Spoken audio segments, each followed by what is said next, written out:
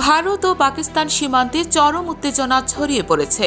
দুই দেশের সেনাবাহিনীর মধ্যে গোলাগুলি বিনিময় শুরু হয় যুদ্ধ পরিস্থিতির আশঙ্কা দেখা দিয়েছে।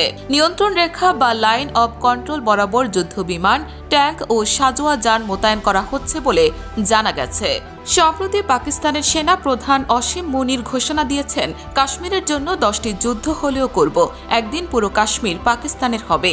মূলত এর পরপরই সীমান্তে সংঘর্ষ শুরু হয়। পাকিস্তানি গণমাধ্যম জানিয়েছে, এই গোলাগুলিতে তাদের সেনাবাহিনীর 2 সদস্য ও 2 জন সাধারণ নাগরিক আহত হয়েছেন।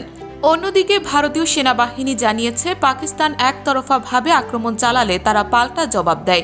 ভারতীয় সংবাদ মাধ্যমের তথ্য অনুযায়ী জম্মু ও কাশ্মীরের পুঞ্চে পাকিস্তানি সেনারা এলোপাতাড়ি আক্রমণ চালিয়েছে। পাল্টা হামলায় পাকিস্তান ব্যাপক ক্ষয়ক্ষতির সম্মুখীন হয়েছে বলে ভারতীয় সেনাবাহিনী দাবি করেছে, যদিও পাকিস্তান এখনও আনুষ্ঠানিক প্রতিক্রিয়া জানায়নি।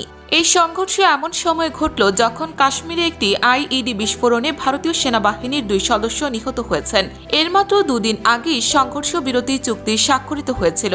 তবে এই নতুন উত্তেজনার ফলে সেই চুক্তি লঙ্ঘিত হতে পারে বলে আশঙ্কা করা হচ্ছে। সব মিলিয়ে বিশ্লেষকরা মনে করছেন, 2 পরমাণু শক্তিধর দেশের মধ্যে এই উত্তেজনা পূর্ণাঙ্গ যুদ্ধে রূপ নিতে পারে।